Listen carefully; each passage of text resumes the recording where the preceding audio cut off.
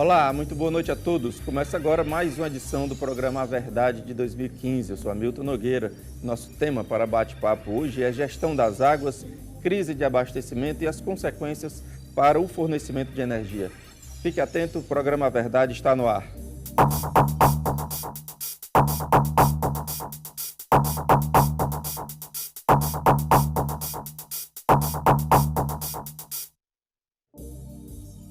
Olá, estamos no ar. Lembrando sempre, você participa por meio do telefone 3486-1721 ou o Twitter Hamilton Nog. Participe ao vivo nesta terça-feira. Lembrando que as reprises acontecem às sextas e aos domingos, sempre a partir das 23 horas. Além de você que participa de casa, aqui conosco no estúdio estão Hipérides Macedo. O Hipérides é especialista em recursos hídricos. Conosco também, voltando ao programa, Jurandir Picanço, que é consultor de energia da FIEC, a Federação das Indústrias do Estado do Ceará. Alexandre Araújo, conosco, ele é doutor em Ciências Atmosféricas e especialista em clima, além de Elias do Carmo, que é presidente do Sindenergia, o Sindicato das Indústrias de Energia e de Serviços do Setor Elétrico do Ceará. A pauta hoje é gestão das águas, crise de abastecimento, apagão, já discutimos aqui se o termo era esse, e as consequências dessa crise para a economia e para a vida das pessoas. Senhores, é um imenso prazer recebê-los. Agradeço a disponibilidade de estarem aqui conosco. Vamos começar o A Verdade de hoje vendo um vídeo aí, uma matéria feita pelo Departamento de Jornalismo da TV União sobre contextualizando a questão. Confira. Já era previsto, mas agora a análise é baseada em estudos finalizados da FUNSEMI. Pelo quarto ano consecutivo, deveremos ter um período de chuvas abaixo da média no Ceará. Desde 2012, este poderá ser o ano com menos chuvas no estado. Há 64% de chances de termos um ano seco, 27% um ano normal e apenas 9% um ano chuvoso. Nós vemos alertando para essa possibilidade de um ano ruim, 2015, desde novembro de 2013, quando os modelos do Pacífico já mostravam a possibilidade de nós termos o El Niño moderado, né, no final do ano de 2014. Com o passar dos anos, a situação vai ficando mais complicada, já que com a falta d'água, os reservatórios vão secando e a necessidade de novas medidas é ainda maior. A maior ação é o projeto de integração de São Francisco, que é uma ação estruturante de médio prazo, longo prazo. Cinturão das Águas, outra ação estruturante, mas ações também emergenciais, como a Operação Carro-Pipa, que deverá se acentuar, não só com a Operação Carro-Pipa Federal, mas uma Operação Carro-Pipa por parte do Estado. Alguns municípios correm o risco de entrar em colapso. Em Crateús, o abastecimento deve durar no máximo 20 dias. A maior parte dos reservatórios estão abaixo, mais da metade dos reservatórios monitorados pela COGEA já estão abaixo de 10%, o resto está abaixo de 30%, nós só temos 20% de reserva e praticamente no Caxanhão e Orós, muitas cidades já estão apresentando problemas e já vinham apresentando desde o ano passado. As chuvas ainda podem vir, pois as previsões não são definitivas. Porém, comparando com os anos anteriores, elas são bem precisas. Tendo em vista a crise climática ainda maior em 2015, o governador do Ceará, Camilo Santana, deverá pedir ajuda federal. Vou pedir uma reunião com a presidenta Dilma para apresentar as nossas demandas com nível de prioridade. Ok. Bom, Jurandir, sol abundante, ondas, domínio da energia nuclear, ventos à vontade. Por que a gente ainda sofre com esse tipo de carência, de problema, que é fornecimento de energia? Boa noite. Boa noite. O setor elétrico, ele desenvolveu aqui no Brasil o sistema hidrelétrico como sendo aquele de energia de base. Ou seja, a base da nossa energia é hidrelétrica e complementada com energia termoelétrica. Recentemente é que se viabilizou a opção eólica, que hoje participa com apenas 4% de toda a matriz, de toda a matriz a de energia. É quanto tempo? A hidrelétrica hoje é da ordem de 70%. Aí nós temos a térmica com 20%, 4% e o restante complementada aí por energia renovável da cana, de açúcar, entende? Mas o básico é a hidrelétrica. E, naturalmente, os ciclos hidrológicos, eles são variáveis e é preciso se trabalhar com essa variação. E o que ocorreu é que, desde o final de 2012, que se necessitou complementar essa energia com a energia termoelétrica. A energia termoelétrica é uma energia mais cara, é uma energia poluente, e mesmo assim o governo se comportou como se tudo estivesse normal. O que poderia ter feito e não fez? Baixou a tarifa de energia, isso foi anunciado com muito estardalhaço, baixando a tarifa de energia no momento em que se produzia uma energia mais cara. E então criou um conflito. Como é que eu posso, agora que eu baixei, pedir para economizar? Todos os especialistas do setor que não são do governo recomendam que se faça um programa de uso racional, de uso eficiente da energia. Isso desde o final de 2012. E o governo rejeita para não mostrar fragilidade. Aí o que vai acontecer agora? Nós estamos num risco de racionamento real. O ministro já admitiu, até dizendo que Deus é brasileiro, por isso não vamos ter, né? O ministro já admitiu que tem a possibilidade do racionamento e vamos ter um tarifaço, porque nós vamos ter que pagar o custo da energia que consumimos no passado, cara, sem sermos advertidos, ou seja, de que essa além era uma de energia pagar cara. Economicamente por uma maior tarifa, ainda vamos ter menos serviço, Ainda vamos ter a possibilidade, não está ainda definido, a possibilidade de racionamento. Possibilidade essa que se repetir o ciclo em 2015, o mesmo ciclo hidrológico de 2014, é certeza o racionamento. Bom, e Pérez, a gente está abaixo de 20%, os reservatórios do Ceará abaixo de 20%. E quanto tempo ainda o reservatório aguenta do estado do Ceará? Olha, considerando que o abastecimento humano representa 10% do consumo da água no mundo, também aqui no Ceará, até menos, se a gente tivesse parcimônia e mantiver essa condição mínima dos reservatórios para garantir o abastecimento das pessoas, era uma solução muito prática e muito objetiva.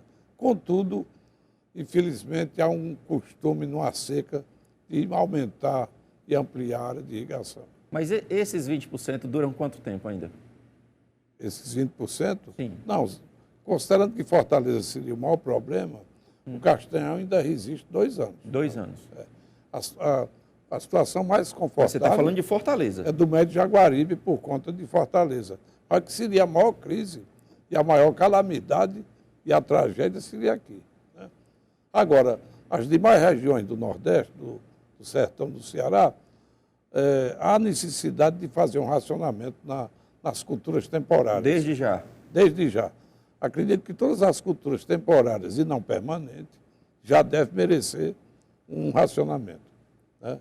O sistema de irrigação, ao mesmo tempo que isso é uma tragédia e uma crise, é também um ponto de inflexão para que se faça uma nova política, um novo modelo de irrigação no Ceará. Por exemplo, não se deve mais irrigar por gravidade e nem irrigação por inundação. E isso ainda existe muito? Há muito. Inclusive irrigação de arroz, que é coisa para o Rio Grande do Sul, não é coisa para o sertão do Nordeste.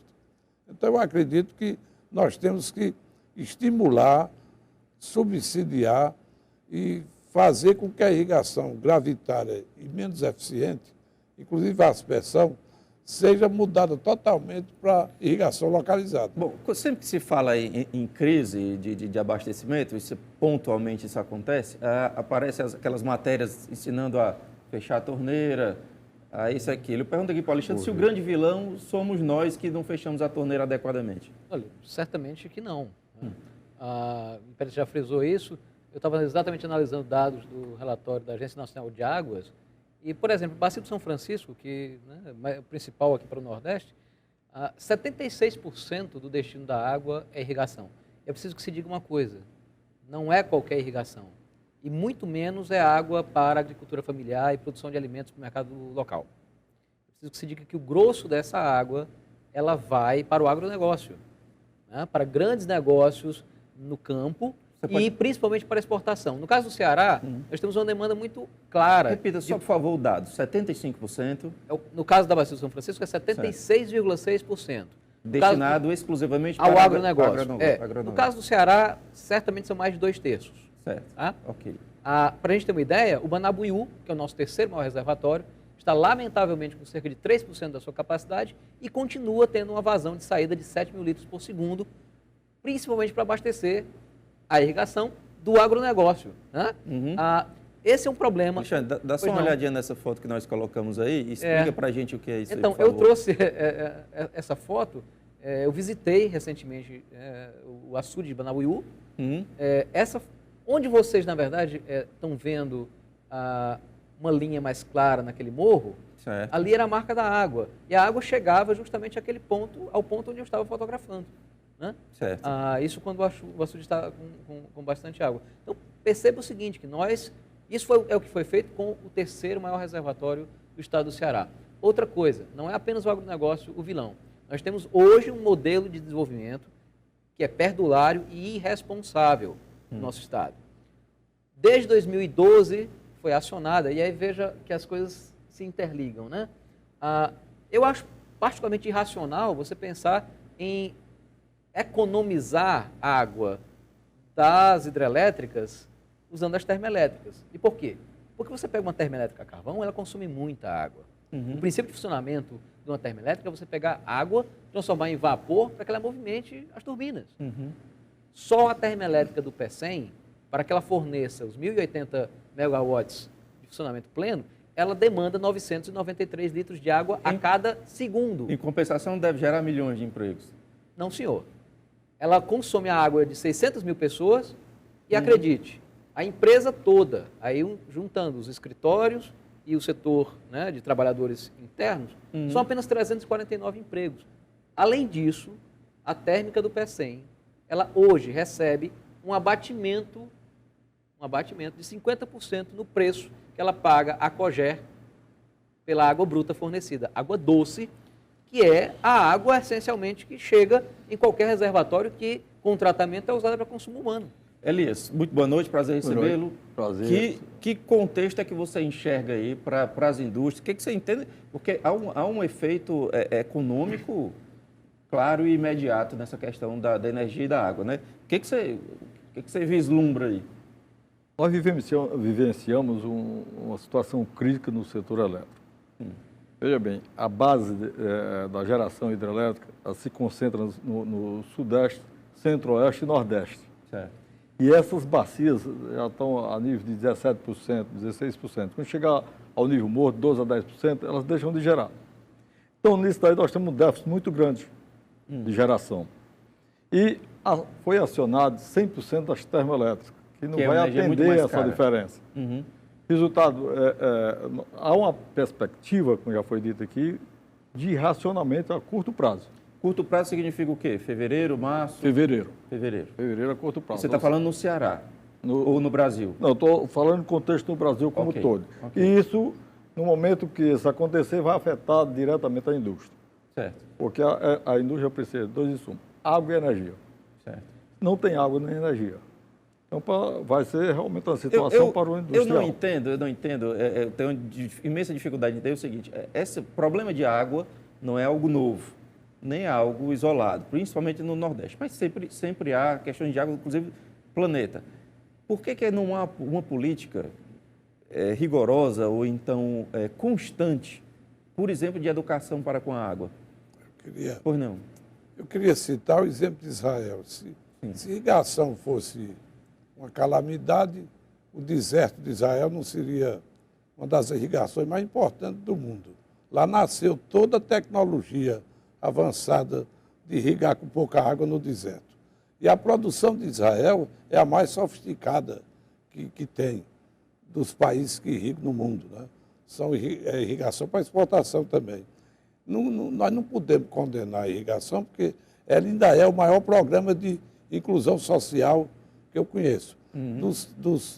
foi a irrigação do semiárido, esse programa do Nordeste, com todo desmando, com toda corrupção, com todo desvio, foi o maior programa de inclusão social. Foram 500 mil empregos. Qual é a indústria que traz 500 mil empregos? Uma siderúrgica é 1.200, 2.000 empregos. Uma montadora de automóvel é 1.200 empregos. Sabe quanto custa o emprego na siderurgia? 250 ou 280 mil dólares. Na petroquímica, 300 mil dólares. E na irrigação é 100 mil dólares. Então, eu acredito que nós não podemos condenar esse programa, porque a Califórnia também tem problema de água e a maior riqueza da Califórnia é a irrigação. Então, eu não sou tão radical. O que eu acho é que nós podemos usar o modelo australiano.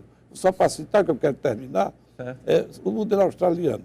Quando há uma seca, uma crise no estado, que é parecido com o nosso da Austrália, a indústria paga aos agricultores do sertão, onde a crise acontece, não plantar culturas temporárias. E pronto, paga numa taxa especial para garantir as atividades essenciais. O Ceará pode usar o mesmo modelo, porque o canal traz água do sertão, o complexo urbano, industrial, turístico portuário de Fortaleza. O Jurandir quer complementar? Não, eu gostaria de voltar ao tema de energia, porque nós temos ainda a lembrança do racionamento de 2001. Sim, isso. E essa lembrança nos traz a opção do corte de consumo. Os consumidores foram obrigados a reduzir 20% do seu consumo.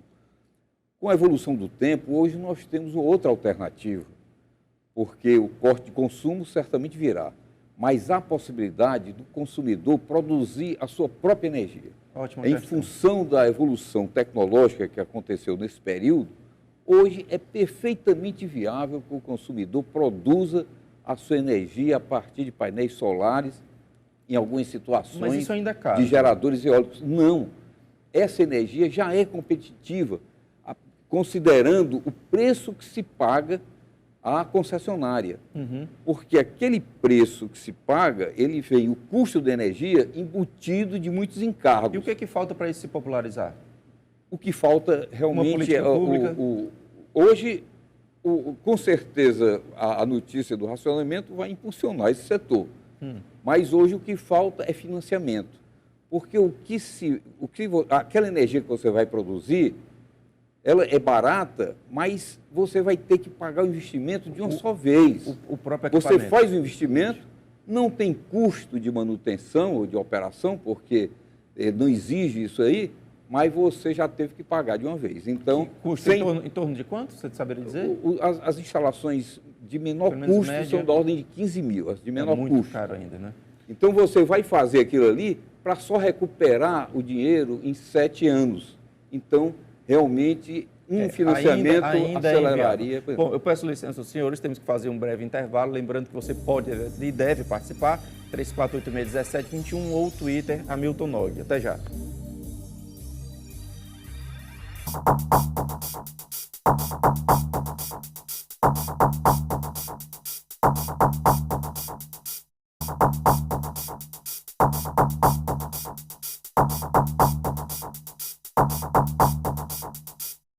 Olá, estamos de volta, segundo bloco do programa A Verdade de hoje, falando sobre gestão das águas, crise de abastecimento e as consequências para o fornecimento de energia. Você participa, 3486-1721 ou o Twitter Hamilton Nog. Participe ao vivo nesta terça-feira, lembrando que às sextas e aos domingos, sempre a partir das 23 horas, você vai estar conferindo as nossas reprises. Além de você que participa de casa, aqui conosco no estúdio estão Hipérides Macedo, que é especialista em recursos hídricos, conosco também Jurandir Picanso, consultor de energia da FIEC, Alexandre Araújo, doutor em Ciências Atmosféricas e especialista em clima, e Elias do Carmo, que é presidente do Sind Energia.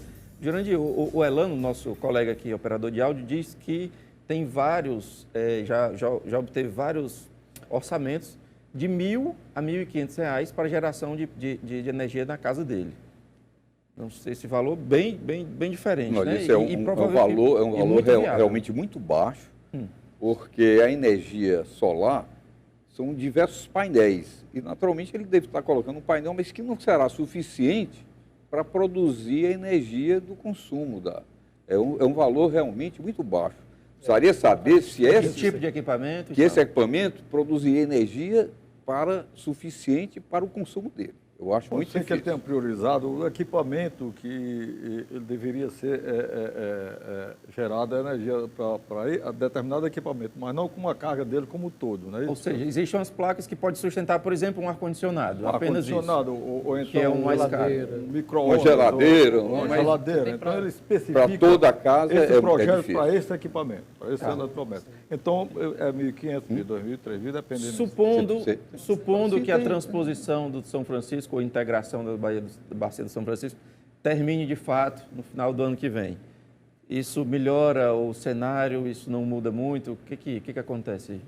Olha, eu queria, antes fazer 2 contrapontozinhos rápidos. Eu posso abordar um pouco a questão do São Francisco. Mas, assim, só uma ressalva. A gente tecer loas, né, ao que é feito em Israel. Na verdade, Israel tem, ao mesmo tempo que você tem irrigação, você tem a centralização da água sob decisão de um governo e o corte sistemático do acesso à água aos palestinos. Né? E aí, eu realmente eu me preocupo fundamentalmente, não é com a irrigação em si, mas é a irrigação como e para quem. Nós, no Ceará, repetimos o modelo que é o quê? Irrigação para o grande agronegócio. No Vale do Jaguaribe, são empresas que, inclusive, contam com isenção de ICMS para o agrotóxico. Há vários conflitos de terra, problemas seríssimos de contaminação dos corpos d'água e do solo. Né?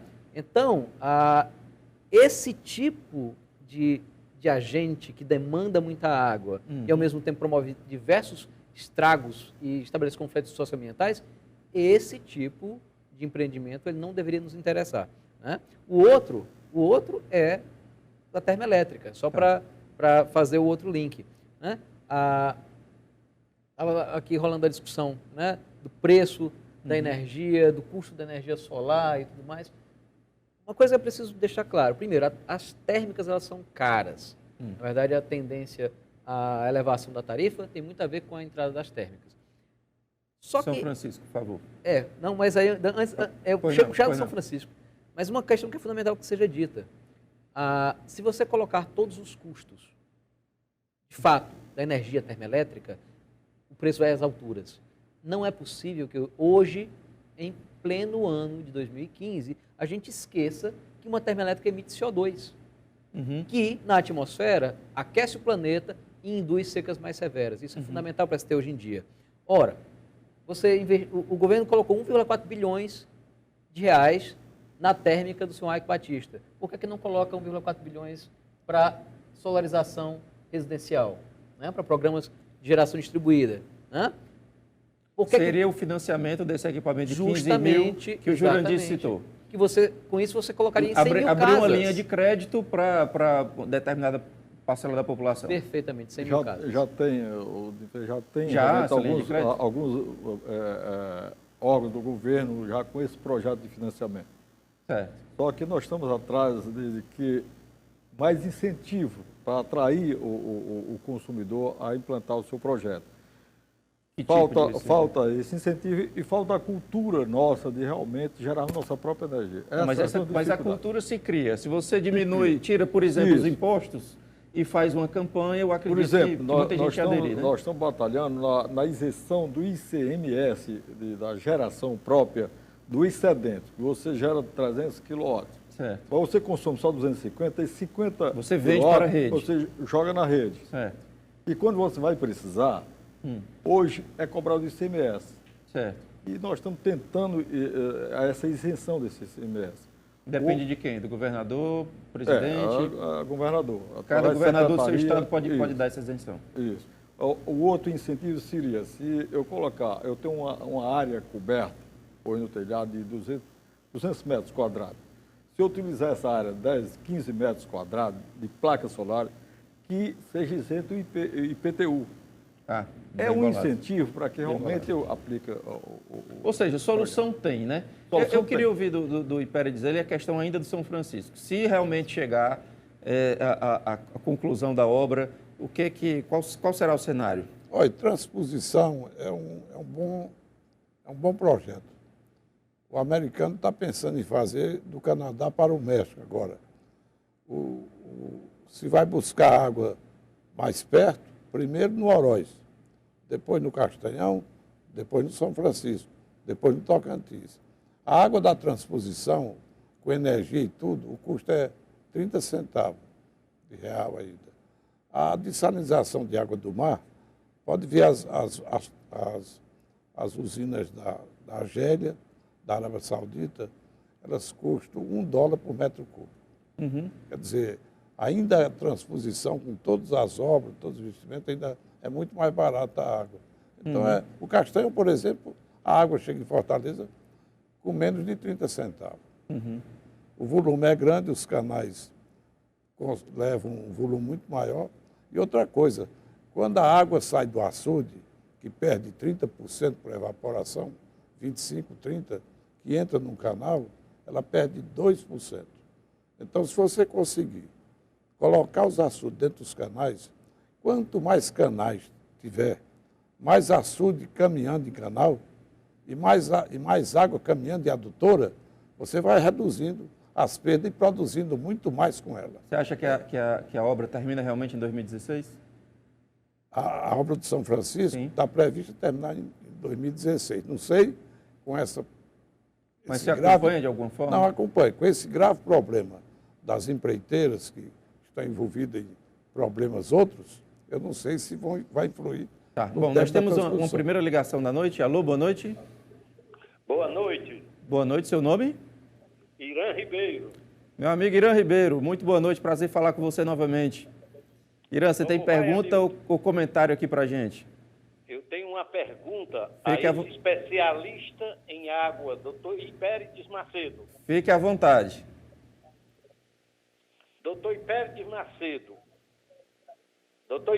Macedo, tenho assistido aqui com muita dificuldade de entender um estado como São Paulo está parando por falta de água. A maior metrópole do Brasil está parando por falta de água. Faço uma pergunta ao senhor que, no meu entender, é um homem que entende profundamente de armazenamento de água. Como está a situação do Ceará? Como está a situação de Fortaleza e qual o risco do cidadão de Fortaleza se não chover agora em 2015? Irã Ribeiro, um grande abraço, foi um imenso prazer falar com você novamente, ligue sempre que puder e quiser. Primeiro eu tenho que ressaltar que Fortaleza é a única capital semiárida do Brasil. Certo. As demais capitais do Nordeste ficam no regime de chuva da onda leste, da zona da mata. Nenhuma é semiárida. Certo. Teresina é pré-amazônica, que tem um rio permanente, que é o Parnaíba. E o Maranhão, tudo é Amazônia. O Sul é diferente do semiárido. Não tem, só tem Fortaleza, capital semiárida. E a que está mais garantida hoje, não consta na lista das regiões metropolitanas em crise de água. Até porque, por sorte nossa, o Ceará se preparou como bacia receptora do Castanhão, considerou o Castanhão o centro da sua política de integração de bacia, e a água vem caminhando. O Castanhão e o canal são dois castanhões, um caminhando e outro estático, parado. E o Castanhão vai produzindo mais água porque vai transformando um volume de cone inverso de alta demanda de evaporação num canal de pouca e de baixa evaporação. Então a água tem sido economizada porque ela durante 365 dias por ano ela vem caminhando num sistema, um sistema físico de baixa evaporação, que é o canal. Então, eu acho que se o Castanhão continua com 2 bilhões, praticamente, Fortaleza está garantida 2 anos. 2 anos. A situação de São Paulo, Jurandir, não só a questão a questão industrial é complexa demais, né? Olha, a situação de São Paulo é triste que a gente tenha visto que realmente não houve transparência nas informações. Isso, com certeza, influenciado pelo período eleitoral. Aí, quando chega agora, no momento, hoje foi notícia de que há possibilidade de um racionamento drástico, em que 5 dias sem águas e 2 dias com água. Quer dizer, que isso será um desastre total se chegar a acontecer, como foi anunciado uma possibilidade de que venha a ser decretado esse regime de rodízio. Uma possibilidade, por sinal, muito grande, né? Ou seja, houve realmente, omitindo as informações e evitando mostrar que havia realmente uma crise, isso em função do processo eleitoral, se poderia ter reduzido esse impacto. Era muito possível ter reduzido esse impacto. Fato que ainda continua no setor elétrico. Ainda não houve nenhuma manifestação do governo no sentido de apelar para os cidadãos e as empresas que reduzam o seu consumo de energia. Elias, o André Luiz pergunta qual a responsabilidade do governo federal nesse colapso, o que ele chama de colapso do sistema energético. A responsabilidade total, falta de gestão e planejamento. Isso foi o principal. Porque em 2001, quando aconteceu o primeiro apagão, os técnicos das empresas de pesquisa energética, Eletrobras, advertiram o governo que era necessário que realmente diversificar a matriz energética brasileira. E isso não foi feito, o governo federal se acomodou, entrou naquela onda, deixa a vida nos levar e São Pedro ajudar. E só que São Pedro realmente fechou as torneiras. A situação não é nada animadora. Para você ter ideia, hoje, para se produzir energia de 1 megawatt-hora no Norte e Nordeste, a um custo de R$ 1.420. Para se produzir 1 megawatt no Sul e Sudeste, está R$ 1.450, muito acima do patamar dos valores determinados pela ANEEL. Dentro desses valores, existia uma determinação do órgão nacional, o operador nacional do sistema, de fazer o corte de bloco de carga. Certo. Que é mais econômico tirar carga do que pagar esses valores. Certo. Se esse valor atingir, esse valor já era para ter reduzido já um bloco de carga de 1 a 5%. Se esse valor da geração chegar a R$ 3.000, o governo teria que tirar um bloco de 5% a 10%. Tá. Acima de 6 mil, de 10% a 20%. Okay. E depois a 7 mil, isso entraria no blackout, que era mais de 20%. Alexandre, o que pode ser feito, por exemplo, no caso de Crateús, que tem poucos dias? O que existe de alternativa emergencial? Na situação atual, na verdade, é absolutamente crítico. Né? Você tem Crateús, apenas uma barragem, que é a barragem do Batalhão, com possibilidade de acesso à água. Na situação em que você tem ali, né, além de racionamento, é inevitável você pensar em abastecimento via carro-pipa. A grande questão é, o que é que nós vamos pensar como solução a longo prazo? E aí eu realmente tenho uma discordância clara em relação a essa perspectiva. Foi construída uma adutora do Araras até Crateús. Uma adutora foi construída na gestão de Engatirrapto. Não, agora, não na gestão, não. Agora, no mês de dezembro. Gestão Cid Gomes. Dezembro e novembro. Foi construída uma obra que interliga o Açu de Araras a Crateús. De Engatirrapto, tem uma adutora de emergência. Certo. Os tubos estão colocados no terreno. Eu acredito que ela vai funcionar, porque senão Crateús vai ficar sem água. Eu peço licença, nós temos mais uma ligação ainda nesse bloco. Alô, boa noite. Boa noite. Seu nome, por favor? Fernando Zornita. Fernando, prazer em falar com você, Fernando. Você tem pergunta ou comentário aqui para os nossos convidados? Igualmente. Me interessa muito o tema, a minha formação em arquitetura e urbanismo. Certo. E a minha colocação seria a seguinte: eu acho que a política brasileira é burra. Porque se a tecnologia já existe da microgeração de energia de forma distribuída, e foi colocado aqui o exemplo do Dr. Jurandir, que citou, também o Sim de Energia está se colocando, por que nós continuamos com macrogeração de energia de forma distribuída, que é cara? Ok. Nós temos leilões públicos agora, 22 de macrogeração eólica, quando poderia ser microgeração eólica ou fotovoltaica. Ou solar. E também nós temos de fonte limpa, hidráulica, mas também macro leilões, que a gente sabe que o processo é lento, que mexe com o meio ambiente, uma série de problemas. E, então eu digo assim, o porquê? Por que dessa escolha? Porque, na minha posição, eu considero uma política burra. Fernando, agradeço mais a sua participação, um grande abraço, ligue sempre que puder e quiser. O porquê é ótimo, né? Eu gostaria de comentar porque realmente eu concordo plenamente. O que acontece é que o setor elétrico, ele veio de uma base hidráulica complementada com termoelétrica. E até hoje o sistema continua sendo hidro e térmico. Não introduziram ainda as novas energias. A energia eólica, que hoje é absolutamente viável, com custo adequado, ainda não entrou no planejamento. Mas é como você se diz fosse viável para residência ou não? Para grandes gerações? Em parques eólicos. Tá, okay. Parques eólicos. Mesmo em parques eólicos. Ora, e muito menos ainda a microgeração. Não entrou ainda no planejamento a possibilidade de microgeração. É só vontade política? É vontade política, eu mas tenho uma o que eu avaliação sobre vejo isso. também que os técnicos do setor, eles são conservadores, porque quanto mais você diversifica, mais complexo fica o sistema. É mais difícil de administrar um sistema complexo. Mas imagine bem que aqui nós temos uma insolação muito maior do que na Alemanha. A Alemanha partiu para um grande projeto de microgeração solar, onde aqui é 90% mais o rendimento. Ondas também, né? Nós temos ondas à vontade. Isso, tem a geração para substituir a geração nuclear na Alemanha. Investiram na microgeração. E aqui nós estamos deixando passar essa oportunidade de se buscar uma forma mais compatível, menos poluente e, naturalmente, energia limpa e favorável a todos. Senhores, eu tenho que encerrar esse bloco, mas a gente volta com a sua consideração.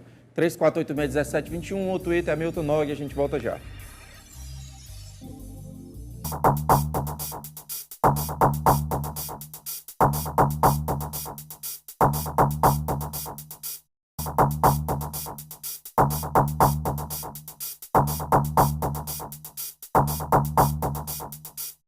Olá, estamos de volta. Terceiro e último bloco do programa Verdade hoje, falando sobre gestão das águas e crise no abastecimento elétrico. Você participa por meio do telefone 3486-1721 ou o Twitter é Milton Nog. Ao vivo nessa terça e às sextas e aos domingos, sempre a partir das 23 horas, você confere as nossas reprises. Além de você que participa de casa, aqui conosco, Hipérides Macedo, especialista em recursos hídricos. Jurandir Picanso, consultor de energia da FIEC. Alexandre Araújo, doutor em Ciências Atmosféricas e especialista em clima. E Elias do Carmo, presidente do Sind Energia. Senhores, só alguns registros aqui. O André Luiz diz que o tema é factual, porém 1 hora é pouco para a discussão e esclarecimento. Concordo com você, André Luiz, grande abraço. E a Cristi, da Companhia Sustentável, faz uma pergunta que a gente não entendeu bem aqui, Cristi. Sobre energias renováveis, a truculência nos processos de transmissão é o impedimento para não investir nestes negócios? A gente não entendeu bem, talvez a palavra truculência tenha sido utilizada errado. Eu acredito que se ela puder eu acredito que o conceito hoje do governo federal é que a energia renovável é uma energia complementar do sistema elétrico. Então, é preciso que o governo incentive a produção de energia através das fontes renováveis, eólica e solar. Nós temos um potencial enorme de solar e eólica. Para você ter ideia, nós representamos zero... A impressão minha, só eu estou insistindo na questão das ondas.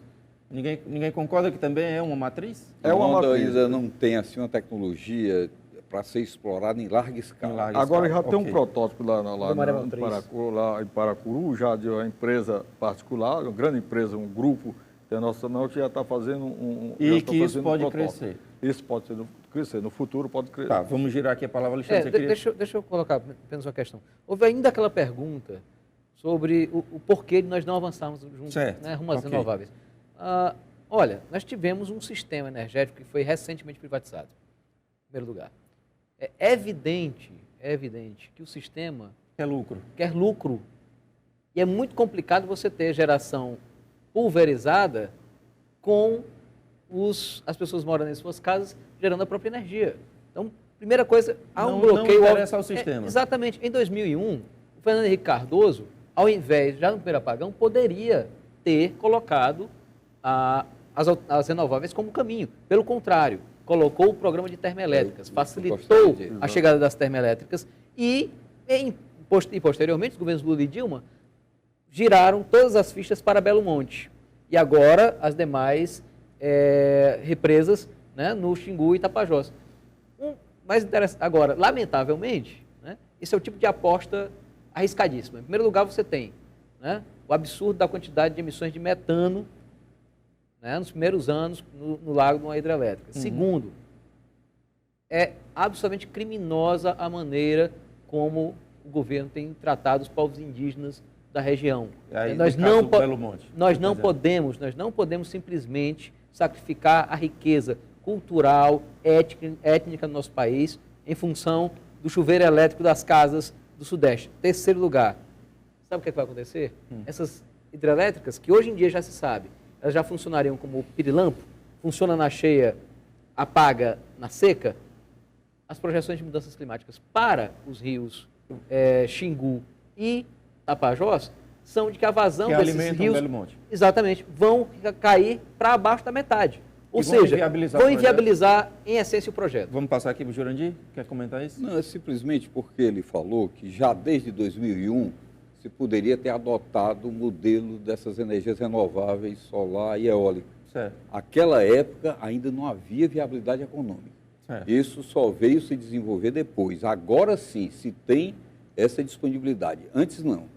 E outro aspecto, que as concessionárias de energia, elas não produzem energia, elas compram totalidade de energia. Elas tanto podem comprar das usinas eólicas, das térmicas, das hidrelétricas. Então, não tem nenhum interesse próprio das concessionárias. Isso aí faz parte do planejamento geral do setor elétrico. A forma de energia que vai ser produzida é escolha de quem está planejando. Pérez, a deputada Eliane Novaes tem um projeto para destinar 30% da verba de publicidade de órgãos públicos, aliás, do própria instituição pública, governo do Estado, no caso, para campanhas de uso racional da água. O que você acha disso e o que você acha da deficiência? Você concorda comigo que é uma deficiência enorme de campanhas de educação? Eu concordo, porém, você substituir descarga volumétrica no lugar de descarga, daquela descarga hidra, depois você substituir, fazer campanha de uso doméstico, isso não muda muito a realidade do semiárido, não. Certo. A principal mudança se dará no setor industrial e no setor de irrigação. É o reuso da água pela indústria, é a dessalinização da água do mar pelas indústrias que estão localizadas na orla marítima, no caso de Pecém. É, por exemplo, a mudança nos programas de irrigação. Uma percentual maior de culturas temporárias no lugar de culturas permanentes e uma mudança, sobretudo, na metodologia da irrigação, através de irrigação localizada. Isso é que muda o modelo de água no Ceará. A política de cisternas deu certo? Na política de cisterna é importante porque é um programa de saúde pública. Você tem que, quanto mais adutora, olha, a Ibiapaba não tem carro-pipa. Sabe por que a Ibiapaba não tem carro-pipa? Porque tem 30 quilômetros de adutora por 1.000 quilômetros de território. Então, se você fizer uma densidade, uma capilaridade, fazer a água chegar no dedo das mãos e não só no braço, que são as adutoras de grande porte, você capilariza a distribuição da água no sertão, você não perde por evaporação, que a perda é zero, porque está condicionada na adutora, e você consegue guardar muito mais água do que se você manter só os açudes parados sem produzir. Senão o açude parado é só para o sol beber água. Nós temos que colocar águas dos açudes nos canais e dos canais nas adutoras. E quanto mais densidade de adutora tiver o território, mais água tem o Ceará. E depois colocar a água das adutoras na cisterna, para guardar condicionado também. Se fizer essas providências, nós podemos dar um salto muito maior, sim, mas eu continuo dizendo, a irrigação é importante para as regiões desérticas, mas ela tem que ser de alta eficiência. O que o Elias achou da escolha do Eduardo Braga como ministro de Minas e Energia? A princípio, eu achei que ele está banalizando o problema. Sério que é hoje o nosso sistema energético. ele vir a público e não dizer a verdade, ele teria que ter a obrigação, como ministro do governo, chegar para o povo brasileiro e dizer, olha, a situação é essa e nós vamos tomar as providências precisando de toda a colaboração dos senhores. Mas um momento grave como esse não exigiria um técnico mais qualificado? Ou melhor, um técnico qualificado? Só chamando a atenção que ele é engenheiro eletricista. Ele tem essa formação. Apesar de nunca ter exercido, sempre trilhou na política, mas ele é engenheiro eletricista. O problema que ele assumiu de esconder a verdade, isso não é uma questão de especialista, não. É uma questão de decisão. O fato desse apagão é fácil, não havia geração suficiente para atender. E ele procurou todas as explicações para não revelar a verdade.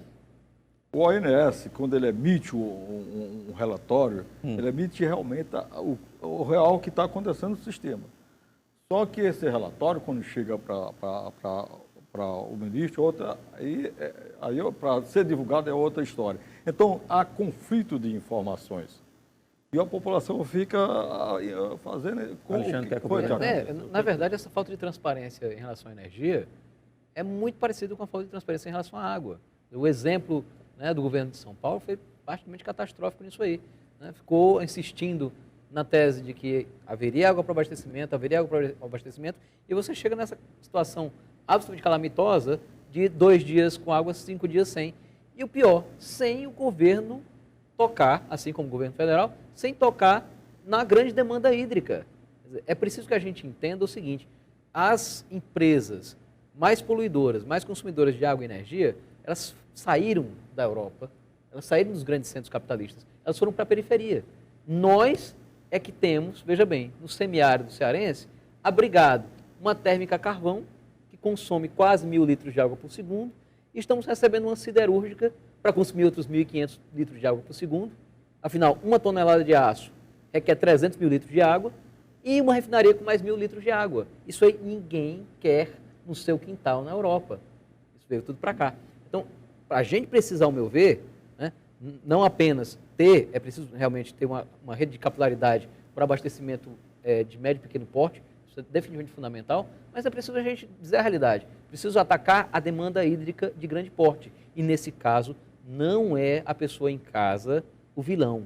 É preciso deixar bem claro. O agronegócio, o uso perdulário pelo agronegócio e pela indústria pesada são os principais responsáveis pela crise hídrica. Hoje, por região, como é que está o cenário? Por região.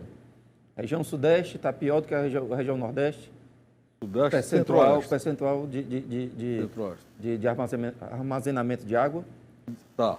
O prazo hidrelétrico é igual. Tá. São 17% na região Sudeste e 17% na região Nordeste. Para a hidrelétrica. Agora, pelas notícias em termos de atendimento das metrópoles, a região Sudeste parece estar mais crítica. Mas a gente teve a oportunidade, no encontro recente de previsão climática da FUNSEMI, de conhecer a realidade dos outros estados, e a crise hídrica é generalizada. Eu acho até lamentável que a grande mídia não dê a cobertura devida. São Luís do Maranhão, o quadro Coema segurou o dado enquanto hoje. E o que acontece? 1% na capacidade do reservatório que abastece boa parte de São Luís. Os poços artesianos que cobrem o resto, com seríssimos problemas de qualidade de água. Porque você tem o uso massivo do lençol freático, a água do mar vai e sobe. E aí você está tendo abastecimento a carro-pipa em São Luís do Maranhão. Seríssima situação em grande parte do Rio Grande do Norte, o sul do Rio Grande do Norte, séria crise de abastecimento. O Agreste e o Sertão de Pernambuco, idem. Então, na verdade, a crise hídrica ela é bastante generalizada. É porque é admirável que uma cidade como São Luís, da pré-amazônica, com Itapicuru e o Meari, em 2 grandes rios, chegando na Baía de São Marcos, está sendo abastecida com carro-pipa, os condomínios de luxo, de luxo. Bom, nós temos mais uma ligação. Alô, boa noite. Boa noite. Seu nome, por favor? Raimundo. Raimundo, prazer falar com você, Raimundo. Você tem pergunta ou comentário aqui para os convidados? É sempre mais um bababá. Isso aí não funciona. Certo. Porque eu vejo nos interior, viajo direto e vejo aquelas caixas d'água, dinheiro jogado fora, desperdício, onde poderia, em cada município daquele ali, cavar poços profundos e gastar menos com carro-pipa. Então, ali, eles estão preocupados com o bolso dele, porque política ele quer saber dele, do bolso dele. Ok, Raimundo. Agradeço demais a sua participação, entendi sua pergunta, ligue sempre que puder e quiser. É viável essa comparação que o Raimundo está dizendo? Ao invés da cisterna, o poço profundo?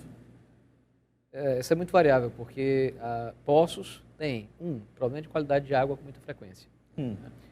E dois, o lençol freático ele não é infinito.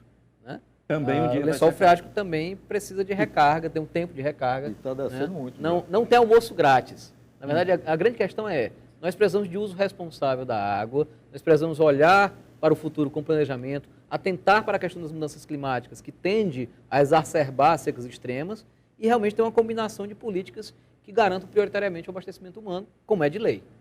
Tá, aqueles 18%, famosos 18% de abatimento da conta de energia residencial ano passado, Júlio, funcionou como um tiro no pé? Funcionou como um tiro no pé, porque estimulou o maior consumo, inclusive fizeram campanhas de eletrodomésticos, né? Eles compraram eletrodomésticos, quando a energia estava mais cara. E agora nós vamos pagar por ela. Vamos pagar pela energia que consumimos durante esse período e que era mais cara do que o que nós estávamos pagando. O que poderia ter feito, já que havia essa margem, se é que havia, que política poderia ter sido feita?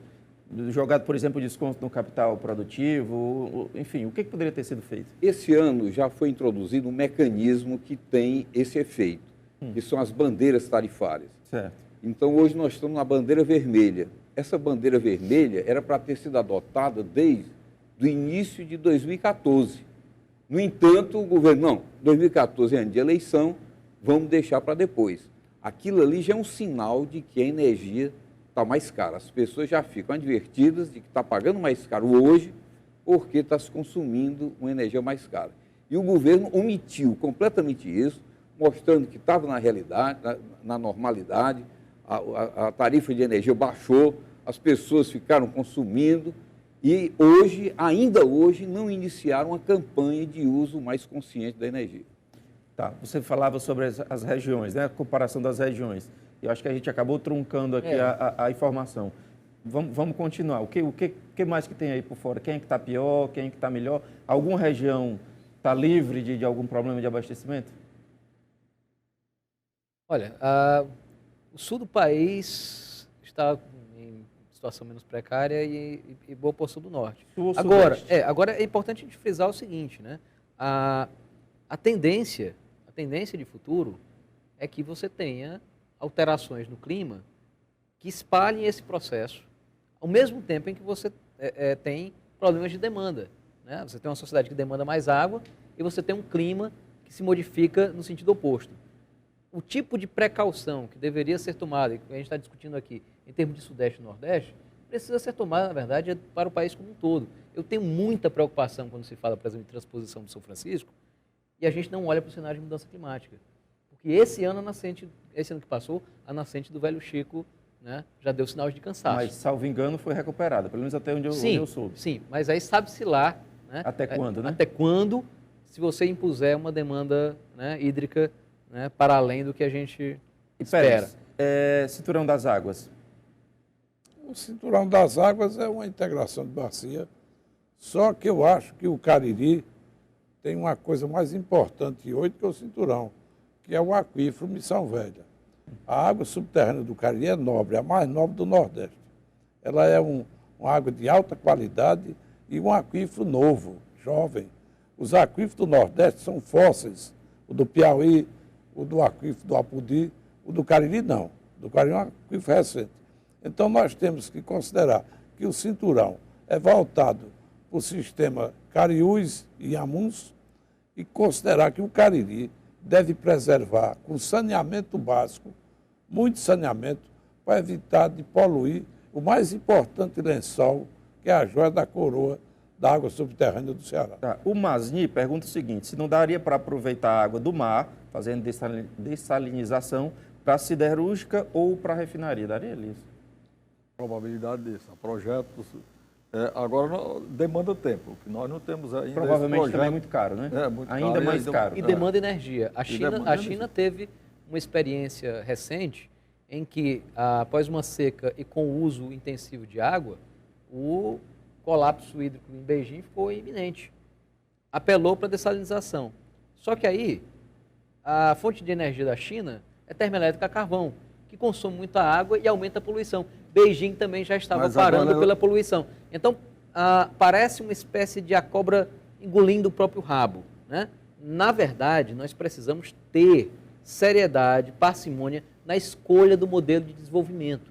Não é todo modelo de desenvolvimento que se adequa a uma região como a nossa do semiárido. Senhores, eu sinto muito ter que interromper, mas a gente falta 2 minutos do programa e eu queria deixar de dar pelo menos 20 segundos livres para cada um dizer o que desejar. Então, Elias, começando por você, muito rápido. 30 segundos, por favor. A bandeira vermelha, a bandeira verde, vermelha, a amarela, a bandeira vermelha é uma vergonha nacional. Tá.